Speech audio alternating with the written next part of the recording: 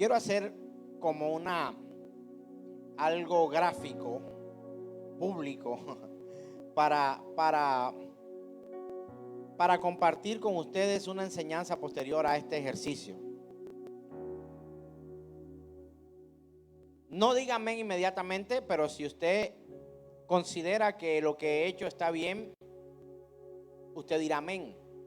Si no, no. Aprendamos desde ya a no decir amén a cualquier voz que salga de un micrófono, sea la plataforma que sea, así sea un púlpito. Porque lo más importante no es el púlpito, sino a quién representa ese púlpito y quién es adorado en ese púlpito. Este es mi hijo Santiago, por el cual yo voy a hacer una oración en este momento y voy a pedir al Señor lo guarde y lo bendiga, ¿de acuerdo? Y usted dirá amén o no amén. Mi oración sería así: Padre Dios Santo Poderoso, yo pido sobre la vida de mi hijo tu bendición. Pido, Señor, que las puertas sean abiertas para él. Con la autoridad que tú me has dado, yo hoy abro las puertas de la bendición para su vida.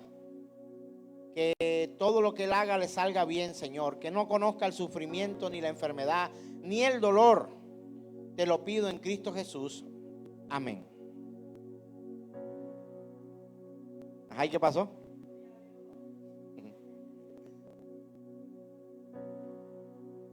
Parece que hemos entendido algo de lo que hemos tratado de predicar este último año. Hay muy buenos deseos de mi corazón, pero yo he dicho cosas como: con la autoridad que tú me has dado, he dicho yo abro puertas, y he dicho pido para él que no sufra, que no se enferme y que no sienta dolor. ¿Es un buen deseo de un padre a un hijo? ¿Sí o no? Es un buen padre el que hace quizás esta oración, y el hijo, yo creo que se sentiría honrado de alguna u otra forma, y él podría decir amén a esta oración. Pero si yo orara de esta forma: Padre Dios, tú que eres todopoderoso, Señor, tú que tienes control absoluto del universo y todo lo que en él hay, presento desde mi corazón y desde el amor que tengo por mi hijo su vida delante tuyo. Pido lo guardes conforme a tu gracia.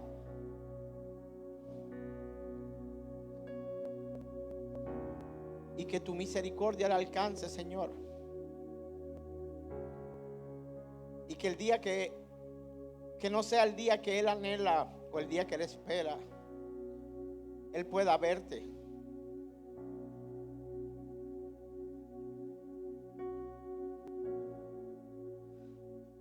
Que te conozca a ti el día aún del dolor y de la enfermedad, y reconozca que tú eres Dios todopoderoso, que tienes bajo tu mano todo cuanto existe. Y pido por favor que tu propósito sea cumplido en su vida, y especialmente que él te pueda conocer personalmente, y no solo a través de mi oración y tu enseñanza, la que hago cada domingo, Señor, sino que él pueda experimentar tu voz directamente de ti, que pueda conocerte plenamente en su intimidad y en una profunda relación entre tú y él, Señor. Es mi deseo y lo presento, y esto te lo pido en el nombre de Jesús, y que sea como tú quieres y no como yo quiero. Confío en tus promesas y en tus misericordias, porque tuyo es el reino, el poder y la gloria. Amén. Esta oración es real, no es una oración fingida.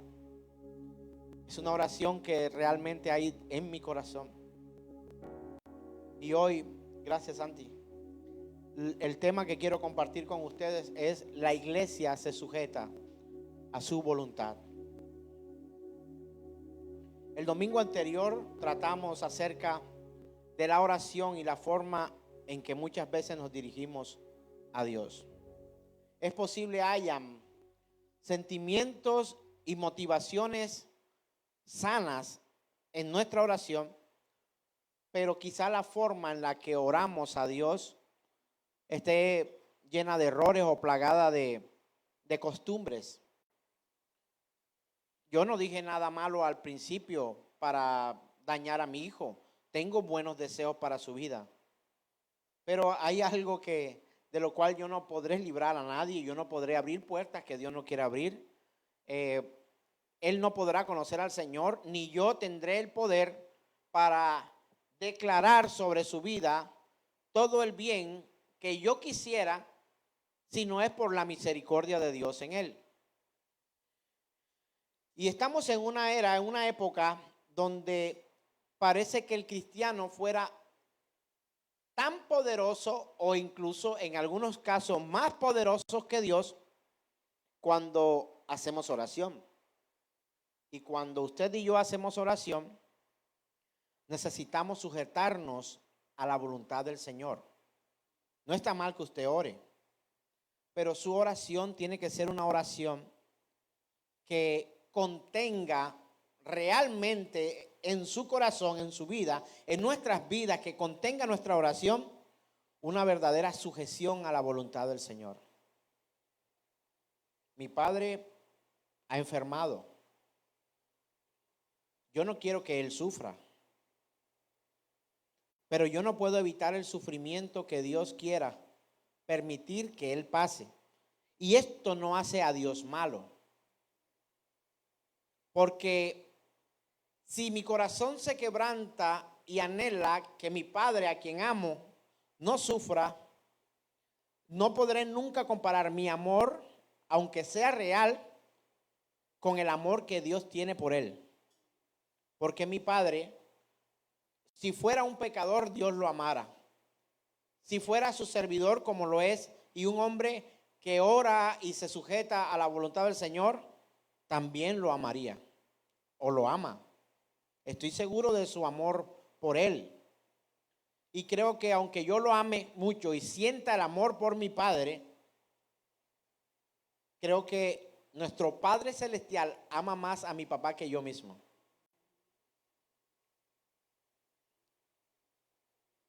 Y debemos aprender, hermanos, que nuestra oración es solo una manera de manifestar nosotros la grandeza y el poderío de Dios. Nunca jamás podremos dar órdenes al Señor. Y no sé si usted analizó la imagen que tenemos para graficar esto. Vemos a un astronauta, no sé si la pueden colocar, vemos a un astronauta en el espacio, suspendido en la antigravedad, por llamarlo de alguna forma, pero con una sonda que lo tiene conectado a una matriz de donde se dirigen cosas. Si la matriz quiere cortar esa sonda, lo hará. Si quiere cortar lo que este astronauta en el espacio, suspendido en el espacio, está recibiendo oxígeno, está recibiendo información, tiene contacto con la matriz. Si quisiera cortar comunicación y oxígeno, lo haría. Y de la misma manera ocurre con el Señor. Estamos en el espacio, estamos en el universo, pero estamos realmente vinculados con Dios. Y hay algunos, incluso en otras religiones y en otros dogmas, hablan de un tal cordón de plata y hablan de un tal cordón que hay pegado a una deidad que muchas veces no es el Señor, y se habla de muchas cosas, pero la tendencia del hombre es la independencia. Vivir separado de Dios y querer que su voluntad, aunque sea buena, se haga y no la voluntad del Señor. El Señor Jesús tuvo a bien enseñar a los fariseos y a los discípulos algo poderosísimo en cuanto a la oración, al ayuno, al dar limosnas, a ayudar a los necesitados, y tuvo que confrontar a los religiosos de la época, los judíos, ortodoxos, fariseos, saduceos. Había gente estudiosa de la Escritura que la conocía de una manera muy profunda, pero sus vidas se habían vuelto más religión que comunión, ni siquiera relación. Y quiero que leamos, por favor, Mateo capítulo 6, del 1 en adelante vamos a leer, porque la oración se había convertido en un ejercicio para desplegarse a sí mismo, en una estrategia para mostrar a los otros lo espirituales que eran. Ellos suponían que estaban mostrándole a Dios algo que no sabía y entraron en vanas repeticiones no escriturales y se le había convertido en una oración ilegítima. Y el Señor interviene aquí en Mateo capítulo 6 y les dice: sus limosnas no son como el estándar de Dios, tampoco su ayuno. Y luego de esto le habla: tampoco sus oraciones son de acuerdo al estándar de Dios. Y lo han estado haciendo como algo más para envanecerse ustedes mismos. Y leemos la escritura, Mateo capítulo 6. Guardaos de hacer vuestra justicia delante de los hombres para ser visto de ellos. De otra manera no tendréis recompensa de vuestro Padre que está en los cielos. Cuando pues des limosna, no hagas para tocar trompeta delante de ti, como hacen los hipócritas en las sinagogas y en las calles, para ser alabados por los hombres. De cierto os digo que ya tienen su recompensa. Mas cuando tú des limosna, no sepa tu izquierda lo que hace tu derecha, para que sea tu limosna en secreto. Y tu Padre que te ve en lo secreto, ¿qué dice? Te recompensará en público. Fue una manera de Jesús de confrontar a los religiosos de la época, de controvertir de alguna forma. Estaba diciéndole: ni sus ayunos, ni sus oraciones, ni sus limosnas están conforme al estándar de Dios, no son al estándar de Dios. Entonces quisiera hacer una pregunta muy personal que no debe contestarme a mí, sino usted mismo delante de Dios. ¿Ora usted al Señor como ora públicamente?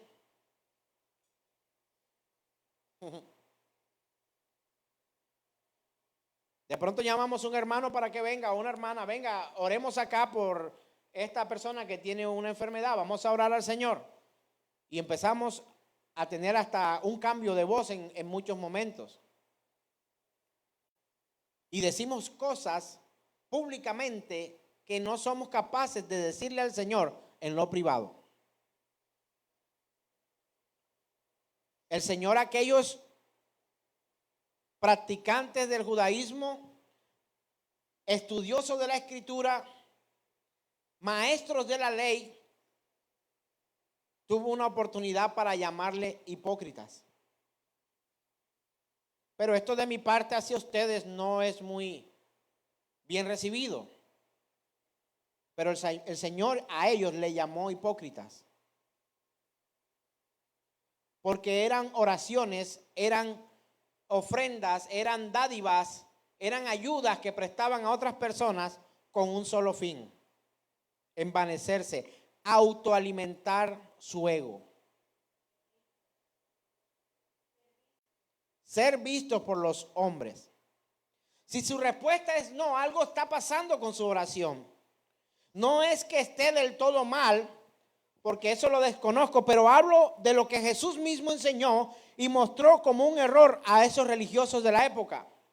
Nuestras oraciones deben ser presentadas de tal forma que deben enfocarse en Dios, no de manera egoísta o de justicia personal, porque muchos nos presentamos como si fuéramos demasiado buenos delante de Dios, como si mereciéramos todo del Señor. Nuestras oraciones deben ser presentadas ante el Señor con humildad. Y esto no es nuevo, mis queridos hermanos. Hoy vemos una congregación, una iglesia, por llamarlo así, que se hace llamar iglesia, que se envanece dando órdenes a Dios, diciendo: la autoridad que tú me diste, el poder que yo tengo, hoy abro puertas, incluso hasta entregan llaves de David, que es algo que solamente puede hacer el Señor, y el único que tiene esa llave es el Señor Jesús. El único digno, dice, que se encontró en los cielos para tener esa llave es el Señor. El único digno para abrir unos rollos que solamente alguien, el Señor sabe lo que dice, el Padre. El único digno es Jesús. Entonces muchas veces tenemos una dignidad o proclamamos una dignidad delante de otros que no tenemos. Quizás queremos, pero no la tenemos. Ahora veremos alguna alerta de oraciones y prácticas que se hacen alrededor de la oración y algunas costumbres y estrategias que el enemigo ha puesto aún en los que sí oran, porque regularmente algunos que se hacen llamar iglesia ni siquiera oran. Y algunos de los que oran, digo algunos porque no son todos y yo no me creo el único portador de la verdad, y el hecho de predicar la escritura no significa que yo sea perfecto delante de ustedes, pero me confronta. Y algunos que sí oran, oran mal. Esta serie se llama La Iglesia. Y quiero que recuerden, la iglesia ora, número 1, y hoy, número 2, la iglesia se sujeta a la voluntad de Dios. Se sujeta a esa voluntad del Señor. Porque veremos ahora alertas de oraciones y prácticas, incluso que están en la escritura, de hombres y mujeres que oraron de alguna forma, en las que de algún modo se salía del propósito y de lo que realmente el Señor Jesús enseña que debemos hacer al momento de orar. Porque en vez de traer sobre algunos al Espíritu Santo en su propia vida, lo que hacen muchas veces es contritar al Espíritu de Dios. Y muchas veces, en vez de traer un crecimiento en su propia vida, lo que hacen es crecer en sí mismo su propio ego y afirmar los errores, dando la espalda a la sana doctrina a la que nuestro Señor enseña a través de la Escritura.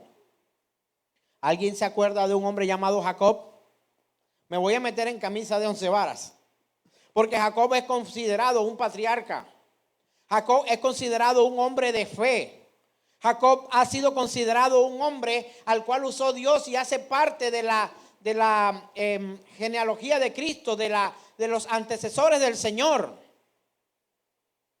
Jacob, ¿hijo de quién? De Isaac. Isaac, ¿hijo de quién? De Abraham, considerado el padre de la fe, amigo de Dios. Y encontramos a un Jacob que vive un momento, un cara a cara con Dios en un lugar llamado Betel. En Génesis capítulo 28, verso 10 al 22 encontramos lo siguiente. Génesis 28, 10 dice de la siguiente manera: salió pues Jacob de Beerseba y fue a Harán, y llegó a un cierto lugar y durmió allí, porque ya el sol se había puesto. Y tomó las piedras de aquel paraje y la puso a su cabecera, y se acostó en aquel lugar y soñó. Y he aquí una escalera que estaba apoyada en la tierra y su extremo tocaba en el cielo. Y he aquí ángeles de Dios subían y descendían por ella. Y he aquí Jehová estaba en lo alto de ella, el cual dijo: yo soy Jehová, el Dios de Abraham tu padre y Dios de Isaac. La tierra en que estás acostado te la daré a ti y a tu descendencia. Será tu descendencia como el polvo de la tierra, y te extenderás al occidente, al oriente, al norte y al sur, y todas las familias de la tierra serán benditas en ti y en tu simiente. Mire lo que aquí ocurre, es la repetición misma de la promesa dada a Abraham, dada a Isaac, y ahora viene nuevamente a Jacob como un patriarca de la fe también. Pero a partir del verso 15 quiero resaltar esta porción donde dice, además dice el mismo Señor a Jacob: he aquí yo estoy contigo y te guardaré todo por donde quiera que fueres, y volveré a traerte a esta tierra, porque no te dejaré hasta que haya hecho lo que te he dicho. ¿Quién habló allí? El Señor. Pero luego Jacob se despierta de este sueño o visión. Verso 16 dice: y despertó Jacob de su sueño y dijo: ciertamente Jehová está en este lugar, y yo no lo sabía. Y tuvo miedo y dijo: cuán terrible es este lugar, no es otra cosa que casa de Dios y puerta del cielo.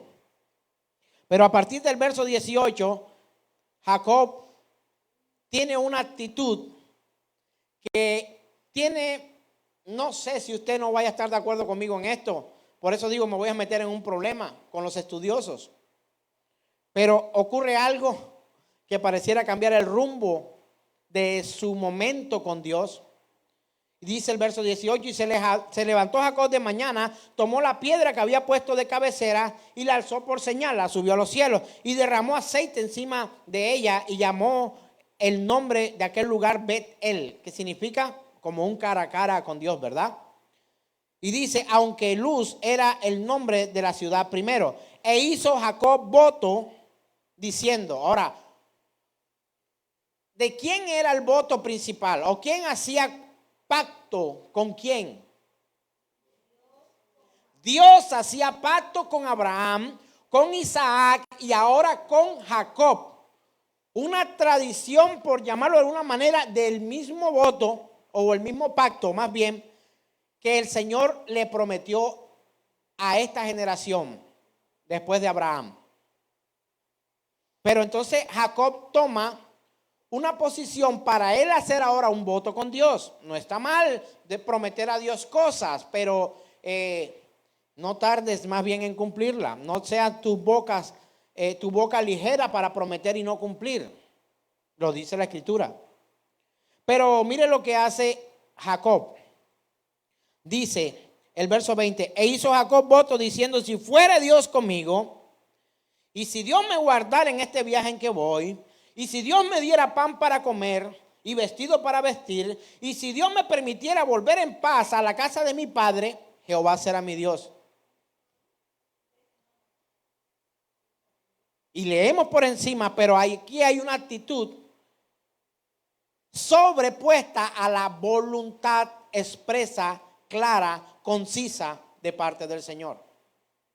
Porque si usted lo lee con comas y puntos, lo está diciendo de esa manera. Ahora, si Dios está conmigo, si Él me acompaña, si Él me bendice, si Él me da, entonces yo voy a hacer. Y si no, sí lo hizo. Sí lo hizo. Y Jacob también cumplió su voto. Pero pregunto, ¿es la actitud que tú como hijo de Dios debes tener? Si Dios me sana, si Dios me da el empleo, si Dios abre las puertas, y cada vez que hablamos de abrir puertas en la Escritura encontramos que la abridera de puertas se daba era para ir a predicar el evangelio, no para conseguir empleo, ni para ser sano, ni para tener riquezas. Si fuera Dios conmigo y me guardara en este viaje en que voy, y si me diera pan para comer y vestido para vestir, y si volviera en paz en casa de mi padre, Jehová será mi Dios.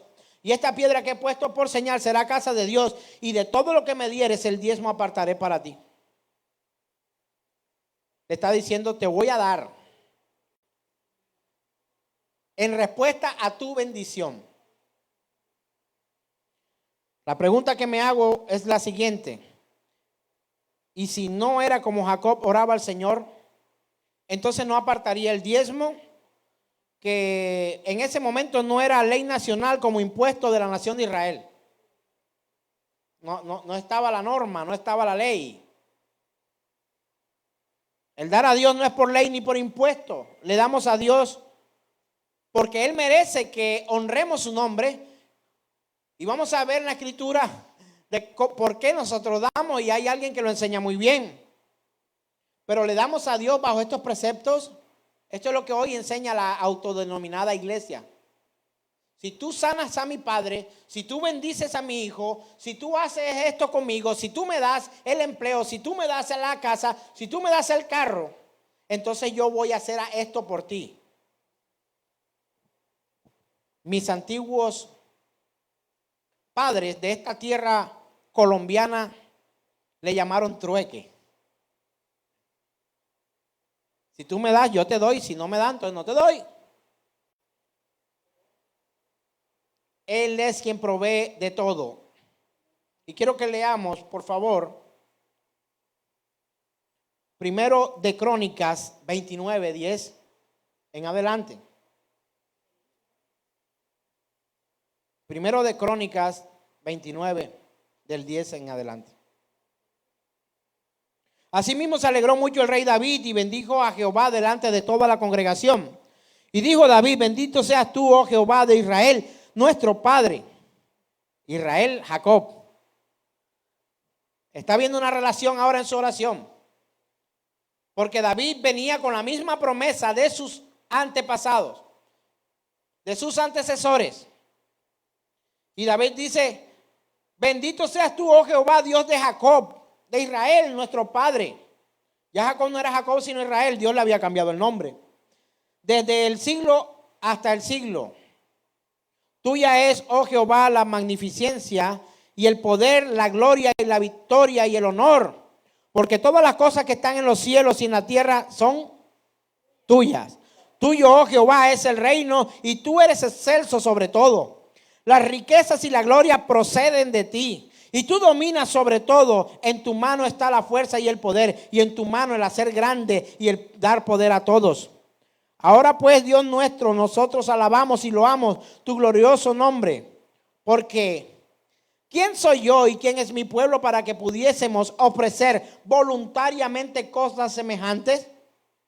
Pues todo es tuyo y de lo recibido de tu mano te damos. ¿Encuentra usted algo de diferencia allí?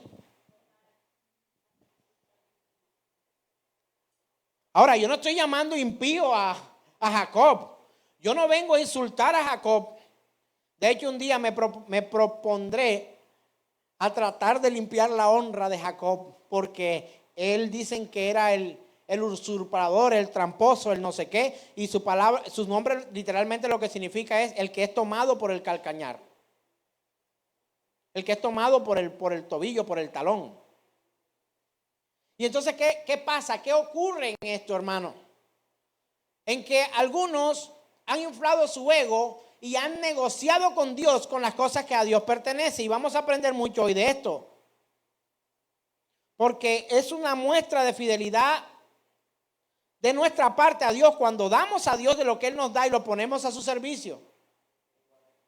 Yo no me canso de que lo que llegue en mis manos, comprar cosas para los utensilios del templo, porque nos sirven para estar cómodos, pero entienda esto, hermano. La iglesia no depende de nada material para subsistir. Por eso nos hemos empeñado en este tiempo de hablar acerca de la iglesia perseguida, que dista mucho de parecerse a lo que hoy vivimos en este lugar. A ese que nos da todo lo que tenemos y que tiene poder de quitar también de acuerdo a su voluntad. Escuché a un predicador que decía: Job se equivocó. Un predicador de esos famosos, de los que andan por allí y que tienen mucha gente detrás de ellos y que tienen hasta jet privado. Diciendo: Job se equivocó. Porque él dijo: Jehová dio, Jehová quitó. Y él se equivocó porque Jehová no quita, Jehová suma y multiplica, no resta ni divide. ¿Que no? ¿A que sí?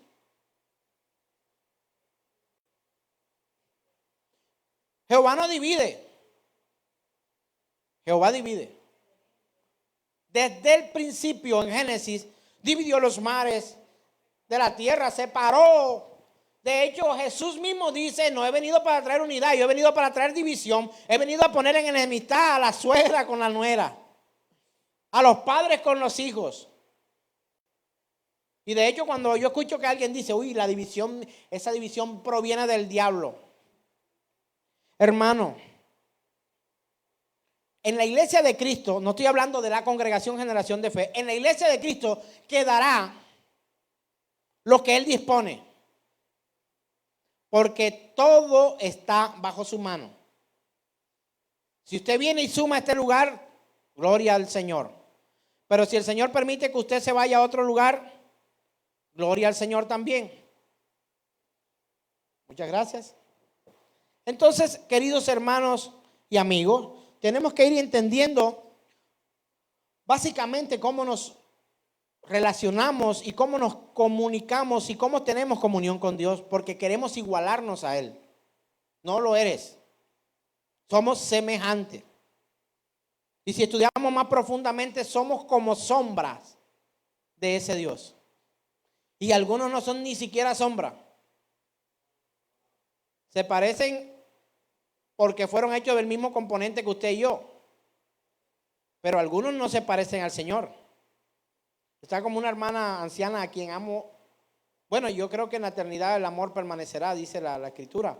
Pero ella ya no está en esta tierra, ella partió con el Señor. Y aquella anciana me decía cuando tenía mi cabello largo: pastor, no se corte el pelo, porque usted así es que se parece al Señor. Si usted se lo corta, ya no se va a parecer a Jesús. Mi querida y amada hermana, su iglesia es importante. Que estemos congregados es importante. Que le busquemos es importante. Que le adoremos es importante. Que si tenemos la posibilidad de tener un templo y es su voluntad, es importante. Y si estamos en alguna manera hoy aquí confortables, y mucho más los que están allá en la casa viendo desde la comodidad de su teléfono o no sé. Si estamos confortables, esto no es imprescindible para ser iglesia del Señor. Pero si tenemos la oportunidad para estar confortable, lo haremos para gloria de Él. No solo para nuestra comodidad. Dios no necesita aire acondicionado, hermano. Dios no necesita bombillos ni cámaras para transmitir su mensaje. Ya Él entregó su mensaje. El Facebook del Señor está primero que cualquier otro. Facebook es cara de libros. Y el rostro de Dios está impregnado en la Escritura. El cara a cara, su Betel está aquí. ¿No sabía que el primero en tener Facebook fue el Señor? Facebook, rostro, cara y libro. ¿Quieres conocer al Señor? Dale a agregar a tus amigos y síguelo a través de la palabra y la Escritura. No solo a través de las redes, porque la Escritura dice: no dejando de congregarnos como algunos tienen por costumbre. Hermanos, desde Facebook no somos iglesia. Ni siquiera al estar aquí sentados nos convertimos en iglesia del Señor, sino si obedecemos su palabra, si nos santificamos, si buscamos su presencia y por sobre todo, lo más importante, si nuestra fe está puesta en Cristo Jesús y no en los milagros. El cielo y la tierra pasará. Si estamos fundamentados en la Escritura, somos iglesia del Señor. De hecho, hermanos, amigos, hay congregaciones sin sillas, sin banca, sin techo, sin piano, sin lo que aparentemente es esencial hoy para nosotros, porque lo hemos disfrutado y parece que no podremos vivir sin esto y ser iglesia sin esto. Pero mientras podamos honrar a ese maravilloso Dios, lo haremos sin importar las condiciones físicas o externas. Y en la posibilidad de hacerlo con todo este andamiaje, lo haremos por una sola razón, y es esta: para su gloria y honor. Mis hijos, los chicos de la logística, se esfuerzan porque esto esté preparado de una u otra manera para poder transmitir con un buen sonido, con una buena imagen, con todo esto. Pero nada de esto vale la pena si el mensaje no contiene a Dios, o el pensamiento de Dios, o la palabra de Dios sobre nosotros. Hay unos con mejor andamiaje, pero no tienen nada de Dios, solo tienen andamiaje. Algunos dicen: hacemos iglesia, yo hago iglesia. Tú no haces iglesia. Si acaso podrías ser miembro de la iglesia, pero tú no haces iglesia. Así que corrijamos este término, que es muy repetitivo ahora en este mundo tan acelerado. Cuando empecé a hacer iglesia, hacer del hecho de fabricar, de construir, tú y yo no construimos iglesia. Hacemos parte de la congregación, ladrillos, piedras vivas en el cuerpo de Cristo Jesús. Entonces, en conclusión, no oramos para que se haga nuestra voluntad, y mucho menos podemos ofrendar a Él para lograr nada. Nuestras ofrendas, si están en nuestra mano, es porque una vez Él permitió proveer para que tengamos algo que ofrecerle a Él. Tu vida misma, ofrecerla al Señor. El día que Él quiera cortar la manguera del astronauta de la que hablábamos al principio, la va a cortar. Va a cortar el aire y va a cortar la señal, y no te vas a poder comunicar con Él. Así vivas. Porque llegará el momento en que la presencia del Espíritu Santo será quitada de esta tierra. y ya nadie entenderá. Por eso cuando alguien me dice, pastor, necesito que haga liberación a mi vida porque yo me siento endemoniado. ¿Usted cree que un endemoniado va a venir a decirme esto? No, todavía tienes conciencia. Todavía el Espíritu Santo te está diciendo, tienes demonio y tienes que renunciar a esa vida de pecado. Y necesitas vivir una vida que glorifica al Señor. Por eso viene para que, pero se lleva un golpe al yo decirle, hermano, yo no tengo esa capacidad del Señor. Y yo podría orar por usted y echarle agua bendita o bañarlo en aceite o meterlo en una piscina con ácido muriático o yo no sé con qué, pero si usted no quiere cambiar, usted tendrá que tomar una decisión de escoger al Dios vivo o vivir para Satanás y su infierno. Pero temíamos, bueno, nosotros aquí en Generación de Fe temíamos hablar la palabra con claridad, pero cada vez el Señor nos da más fortaleza. Y dice la Escritura, y el Señor traía a la iglesia los que habrían de ser salvos. Porque algunos quieren ser salvos por la motivación humana y no funciona de esa forma. Funciona con la aplicación de la enseñanza del Evangelio y nuestra fe en Cristo Jesús. El Evangelio del Reino, ¿alguien me podría decir en pocas palabras qué es el Evangelio del Reino? Uy, no, pastor, me toca ir al curso de teología, me toca entrar a la escuela, me toca hacer un seminario. Sencillo, la Escritura dice, y vino Jesús predicando el Evangelio del Reino y le dijo esto, el tiempo se ha cumplido, el reino de Dios se ha acercado, arrepentíos y creed en el Evangelio. El Evangelio del Reino, ¿sabe cuál es? Arrepiéntete y cree en la palabra de Dios. Fin. Marcos capítulo 1, verso, esto no está en mis notas, Marcos, donde dice, y Jesús se les acercó diciendo, predicándole el Evangelio del Reino, si no estoy mal, 13 y 14. ¿Estamos bien? Marcos capítulo 1, versos 13 y 14, 14 y 15 dice, él vino a predicar el Evangelio del Reino, pero ¿qué era el Evangelio del Reino? Sencillamente arrepentíos y creed en el Evangelio. ¿Y dónde está el Evangelio? En la Escritura. Entonces, en conclusión, no oramos para que se haga nuestra voluntad. Porque la iglesia se sujeta, aunque ore 1000 días, aunque ore 1000 años, aunque ore centurias, se sujeta a la voluntad de Dios.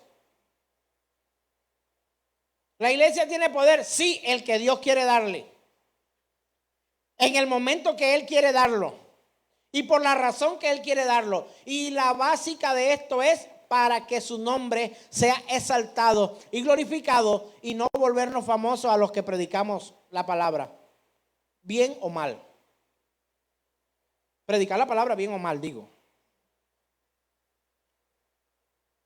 Entonces el dinero no tendrá poder para cambiar la voluntad de Dios. Así que no podremos ofrecer dinero para que Él haga lo que le pedimos. Él no necesita el dinero lo necesitamos nosotros para vivir más confortable.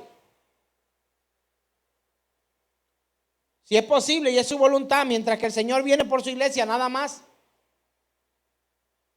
Porque vamos a meternos ahora como el odontólogo cuando ya quitó algo por aquí, pero tiene que entrar más allá. Va a doler un poco. Vamos a quitar cositas ahí de esas caries. Y vamos a ir al nervio. Porque hay un movimiento actual que aunque actual no es nuevo, que pretende que se haga lo que pensamos o mentalizamos. Se hará todo aquello que confesemos con nuestra boca y se hará todo aquellos que podamos visualizar o soñar. Lo pude ver, lo puedo tener. Lo pude pensar, lo puedo tener. Lo puedo soñar, lo puedo tener. Y se llama el movimiento de palabra de fe.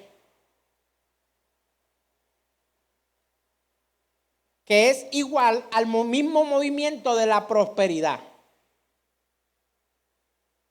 Y el movimiento de palabra de fe es una colección suelta de predicadores y maestros que ponen gran énfasis en el éxito mundano y el poder que un cristiano tiene para controlar su propio futuro. ¿A través de qué? De actos positivos, aunque casi siempre es rechazado por los que lo siguen.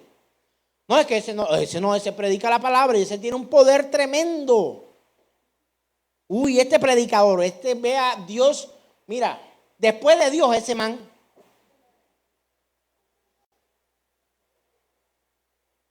Si Pedro sanaba con la sombra, con el estornudo. Hermano, vivamos lo que la Escritura dice. Porque por muchas repeticiones que hagamos, y lo vemos en Mateo, donde el Señor enseña acerca de la oración, que creen que por sus vanas repeticiones van a ser oídos. Por mucho que repitamos algo, es posible que lo obtengamos. Y creo que la misericordia de Dios muchas veces se conjuga con es que no quiero utilizar el término, con la estupidez humana, ya lo utilicé.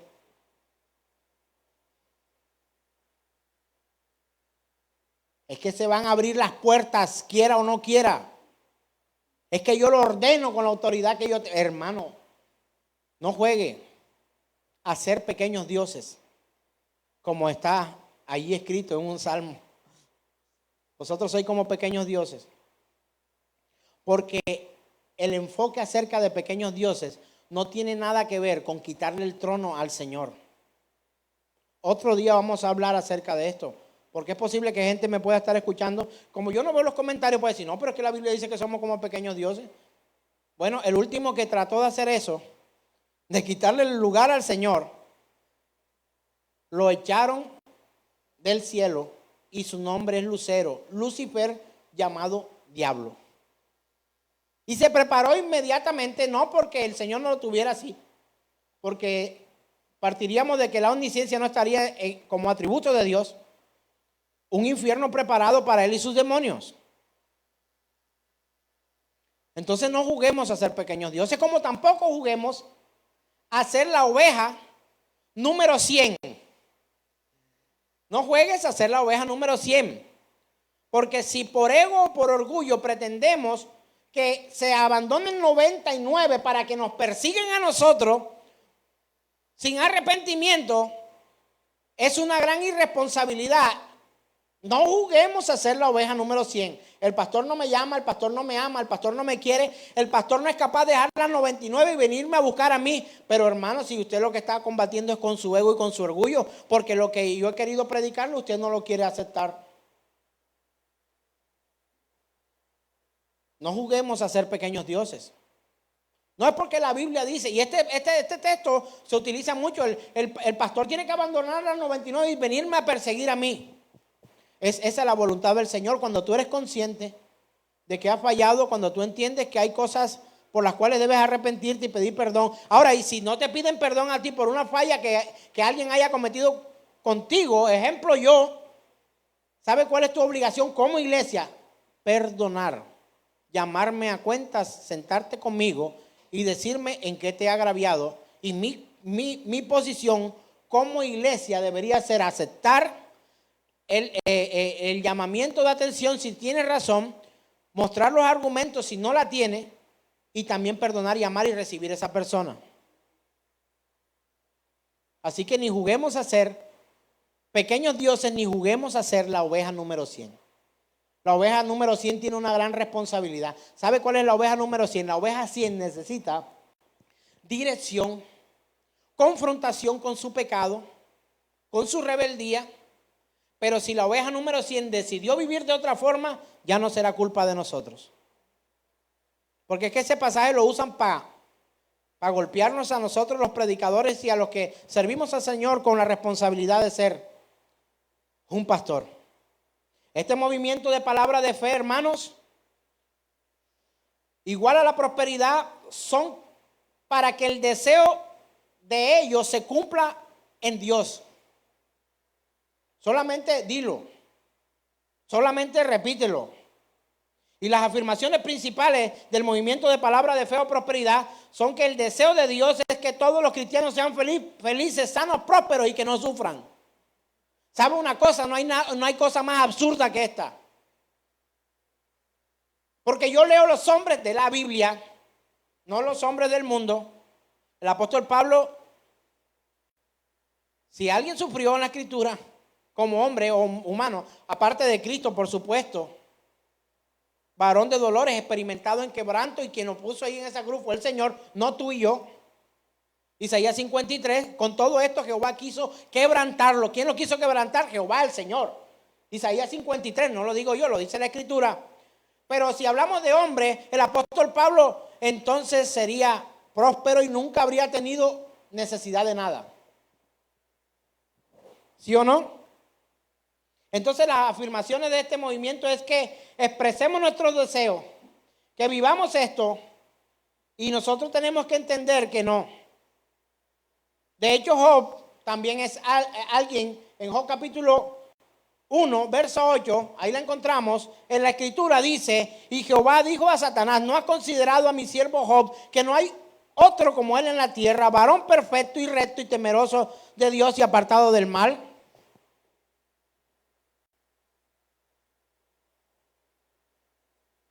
Y la respuesta del diablo fue, ay, si lo tienes rodeado, protegido y guardado. El Señor dijo, bueno, le voy a quitar todo eso, menos toca su vida.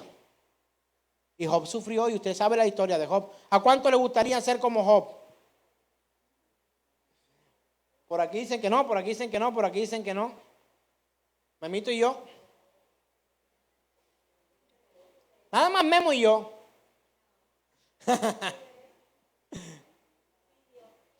Si el Señor lo quiere permitir, lo haremos, pero tener esa fe, esa confianza, no se parece a, hermanos, al Jacob que leímos, que creo que tuvo un descachito por ahí. Jehová dio, Jehová quitó, que sea conforme a su voluntad y no a la mía. Job sufrió. Job no habría sufrido si entonces no era un hombre de fe. Y estas personas dicen, cuando uno habla de estas cosas, es que tú no tienes fe y quieren ser pobres. No, es que yo tendré lo que Dios quiere que yo tenga. No quiero tener más. Por eso hablaba con Jesús. En estos días tuve una conversación con él a solas en nuestra mesa y conversábamos acerca de tener o no lo suficiente. Y con mi esposa también hablaba. Mire, el suficiente del hombre se corre cada vez que obtiene algo. No, ya es suficiente, ya no quiero más. Pero otra casa no me cae mal. Otro carro no me cae mal. Otro ingreso no me cae mal. De hecho, otra esposa no me caería mal. Y esta es una enseñanza que Jesús hizo eco en el capítulo 9 de Juan, donde dice específicamente que aún un hombre ciego nació ciego para que la gloria de Dios se manifestara en su vida y los otros aprendieran. El dolor no hace parte de este tipo de predicación del movimiento Palabra de Fe y el movimiento de prosperidad. Es una locura, hermano. El apóstol Pablo dice en 2 de Corintios 11, ojalá me toleraseis un poco de locura. Eso se lo pido yo a Generación de Fe. Toléreme un poco. Ojalá me tendréis un poco de tolerancia, hermanos. Me estoy aprovechando algo. Esas palabras no son mías, son del apóstol Pablo, que habla a la iglesia de Corintios. Y en la carta a los Corintios, en la segunda carta a Corintios 11 dice, ojalá me toleraseis un poco de locura. Sí, toleradme. Porque os celo con celo de Dios, pues os he desposado con un solo esposo. Está refiriéndose a que el marido que le está presentando a la iglesia es Cristo Jesús, no otro. Para que entienda el contexto. Para presentaros como una virgen pura a Cristo, a la iglesia. Pero me temo que como la serpiente con astucia engañó a Eva, con su astucia engañó a Eva, vuestros sentidos sean de alguna manera extraviados de la sincera fidelidad a Cristo. Porque si viene alguno predicando a otro Jesús que el que os hemos predicado, si os recibiros otro espíritu que el que habéis recibido, u otro evangelio que el que habéis aceptado, bien lo toleráis. Y pienso que nada he sido inferior a aquellos grandes apóstoles. Pues aunque sea tosco en la palabra, no lo soy en conocimiento, y en todo y por todo os lo hemos demostrado. ¿Qué dice el verso siguiente, 7? Pequé yo humillándome a mí mismo para que vosotros fueseis enaltecidos. Voy a hacer esa comita y la voy a hacer un poco más larga. apóstoles hoy humillados? ¿Cuántos apóstoles usted ve humillados hoy en la televisión? Que ruegan, hijitos míos, ruego por la misericordia de Dios. Esos no ruegan, esos tienen orden y dan autoridad y ponen y quitan. Alguien se fue de la iglesia y se va a morir porque así va a pasar. ¿Por qué se enfermó de COVID? Porque se fue de la iglesia, la cual yo soy el presidente o soy el apóstol o soy lo que sea. No, hermano. Si el hermano murió fue porque Dios lo permitió. Y aun cuando muere un santo en la iglesia perseguida, Dios permite. Porque Él es que da la vida y la quita y permite que esto ocurra. ¿Se goza en la muerte de sus santos? No. Le duele, dice la Escritura. Salmo 116 dice, el Señor se conmueve profundamente con la muerte de sus santos. Con aquellos que hacen su voluntad, hermano. Y Él dice, por cuanto pequé yo humillándome a mí mismo para que vosotros fueseis enaltecidos, por cuanto os he predicado el evangelio de Dios de balde. Le pregunta, he despojado otras iglesias recibiendo salario para serviros a vosotros. ¿Qué le está diciendo el apóstol Pablo? En otros lados me pagan. Y si en algo me permite comparar en un relato de mi experiencia personal, quiero decirle algo. No lo tome a mal, no lo hago con maldad. Pero a este servidor lo han querido en Francia, en Estados Unidos y en Brasil. Pero por dinero, por carro, casa y beca, por estudio para mis hijos. Pues la Escritura no me manda a que predique por eso. Y tendría que sujetarme a ese tipo de denominaciones y concilios para predicar lo que ellos predican y no lo que Dios quiere. Verso 8, he despojado a otras iglesias, recibiendo salario para serviros a vosotros. Y cuando estaba entre vosotros y tuve necesidad, a ninguno fui carga, pues lo que me faltaba lo supieron los hermanos que vinieron de Macedonia. Esos macedonios sí daban con ganas, ¿oyó? Y en todo me guardé y me guardaré de seros gravoso, por la verdad de Cristo que está en mí, que no se me impedirá esta mi gloria en las regiones de Acaya. Esos eran los otros que reunían para enviar a Jerusalén ofrenda para los santos. ¿Por qué? ¿Por qué? Porque no os amo, Dios lo sabe. Mas lo que hago lo haré aún para quitar la ocasión de a aquellos que la desean, a fin de que en aquellos en que se glorían sean hallados semejantes a nosotros.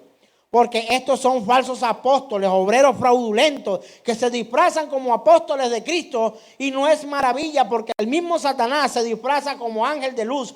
Así que no es extraño si también sus ministros se disfrazan como ministros de justicia, cuyo fin será conforme a sus obras. El apóstol Pablo le está diciendo, van a venir unos que van a predicar un evangelio que a ustedes les va a parecer más bacano que lo que yo le predico. Y yo me estoy humillando delante de ustedes y exponiéndome al desprecio. Pero no lo voy a cambiar porque la gloria de Cristo permanece en su palabra, en su evangelio. Pero otros vienen tirándoselas de los apóstoles. Y por eso el apóstol Pablo dice, tolérenme. Porque lo que les predico es cierto. Es de acuerdo a la Escritura. El movimiento Palabra de Fe surgió de un movimiento pentecostal a fines del siglo XX y su fundador fue E.W. Kenyon. ¿Quieres saber más del movimiento Palabra de Fe? Búscalo en internet. Yo lo busqué ahí y encontré el fundador y todos estos datos. Y la manera en que actúa. Ahora quiero decirle algo.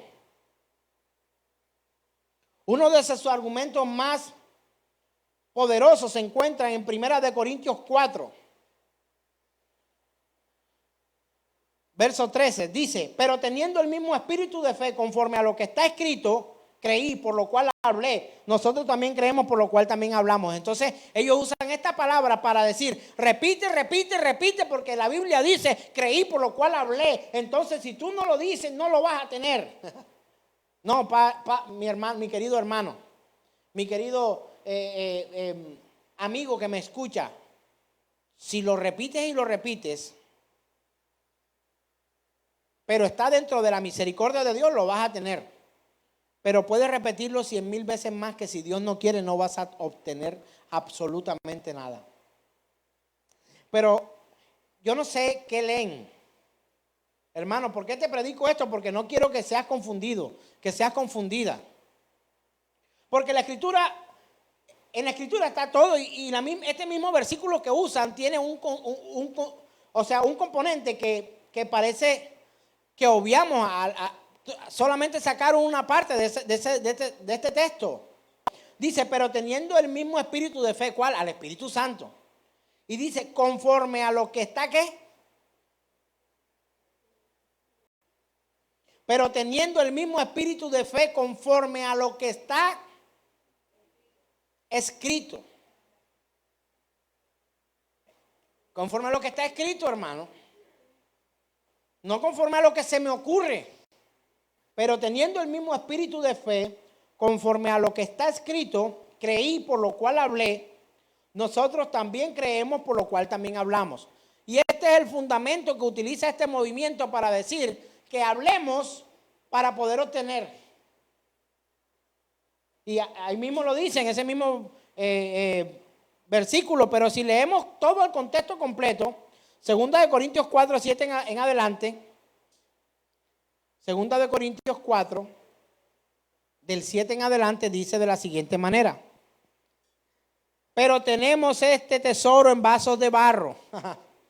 Ya empezamos mal, porque si somos vasos de oro o nos creemos vasos de oro, eso está hablando de los que hacen parte, que tienen el tesoro y que se consideran vasos de barro, que tienen que ser moldeables y que sueltan y que no son tan perfectos ni tan finos como los de oro. Tenemos este tesoro en vasos de barro para que la excelencia del poder sea de Dios y no de nosotros.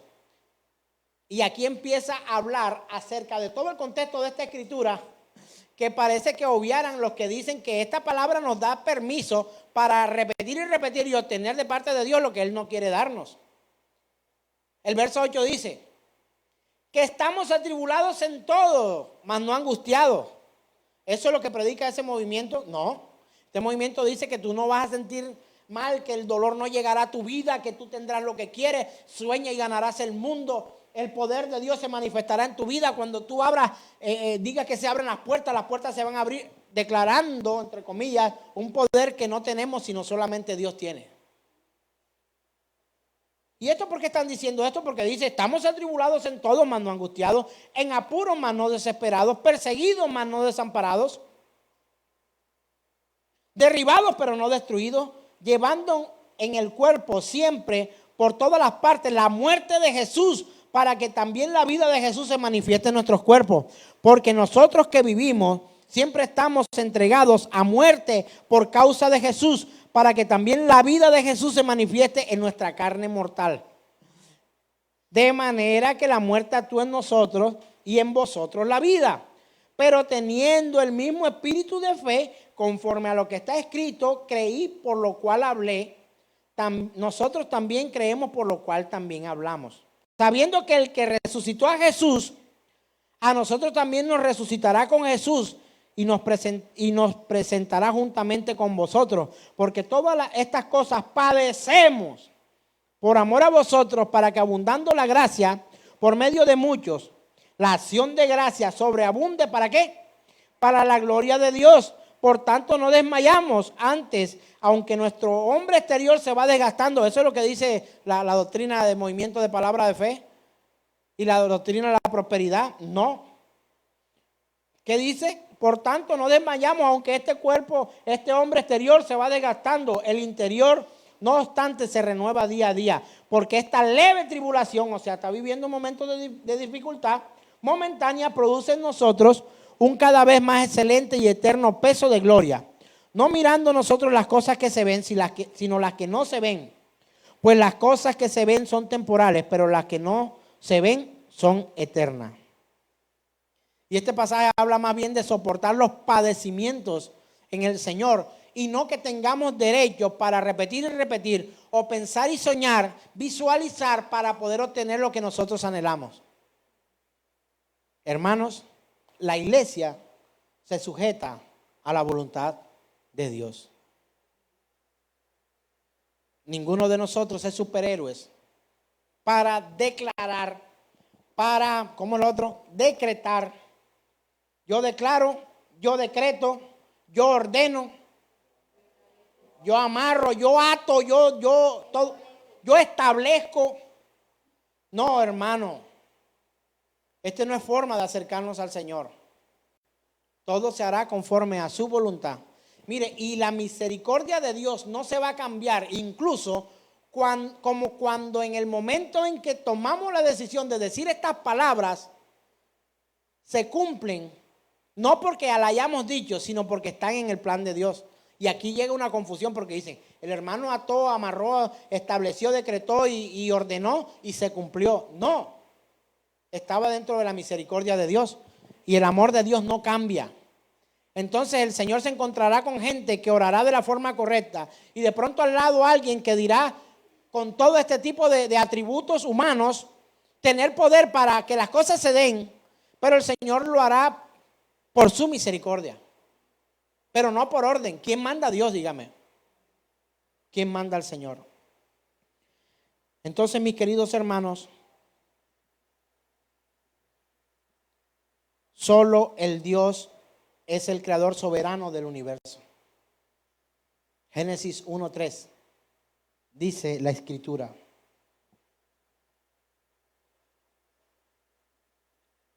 y dijo Dios, sea la luz, y fue la luz. Y así ocurrirá con absolutamente todo. Hermanos, creo que es tiempo de que la iglesia, si nos creemos o nos consideramos iglesia, se sujete a la voluntad de Dios. Cualquier día nos corta la sonda como la del astronauta y no tendremos oportunidad. Pero si usted va a morir, muera en paz con Dios. No espere llegar allá para decirle, Señor, es que yo no sabía. Pues si me escuchaste ya lo sabes. Él es el único que tiene el poder para traer a la iglesia respuesta a sus oraciones. Colócate en pie, por favor.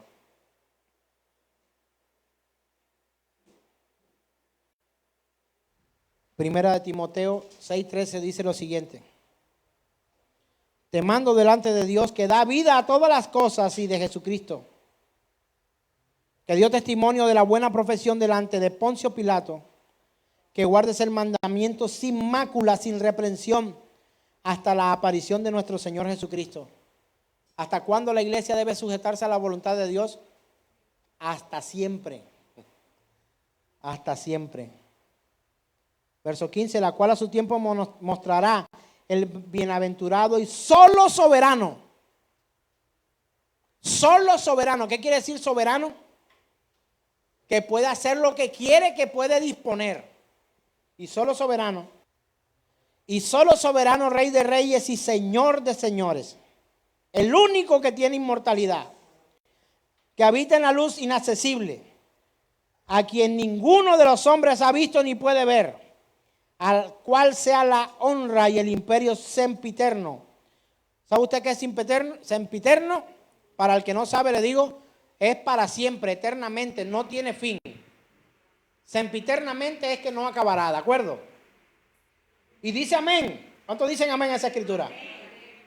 Verso 17. A los ricos de este siglo, a los que tienen para ofrendar,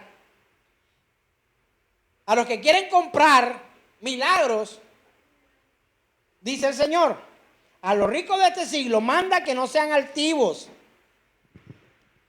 ni pongan la esperanza en las riquezas, las cuales son inciertas, sino en el Dios vivo, que nos da todas las cosas en abundancia para que las disfrutemos. Que hagan bien, que sean ricos en buenas obras, dadivosos, generosos, atesorando para sí buen fundamento para lo porvenir, que echen mano ¿de qué? De la vida eterna. El único soberano Dios, poderoso Dios, dueño del universo. Esa canción me encanta, porque esa canción habla de Dios y no de nosotros. Él es el único poderoso Dios al cual adoramos y nos rendimos. ¿Qué tal si tú y yo, a partir de hoy, como iglesia del Señor, los que son iglesia, se dispongan a no dejar de orar y que cuando oren se sujeten a esa buena voluntad de Dios que es agradable y perfecta. Amén. Vamos a orarle a Él y adorarle. Gracias, Señor, por tu misericordia. Gracias por lo que traes a nuestras vidas. Entra en comunión con tu Dios. Entra humildemente tu corazón ante Él. Vamos, chicos. El Salmo 33, verso 20, escúchalo, dice, lo puedes escuchar en casa. Salmo 33, 20, lo puedes leer en casa también. Pero escúchalo aquí en este momento. Salmo 33, 20 dice, nuestra alma espera a Jehová. Nuestra alma espera al Señor. Nuestra ayuda, nuestro escudo es Él. Por tanto, en Él se alegrará nuestro corazón, porque en su santo nombre hemos confiado. Sea tu misericordia, oh Jehová, sobre nosotros, según esperamos en ti. Eso sí, declárelo, eso sí, afírmelo, eso sí, dígalo, porque es palabra de Dios que nos levanta y nos ayuda, que nos sustenta y que nos da esperanza.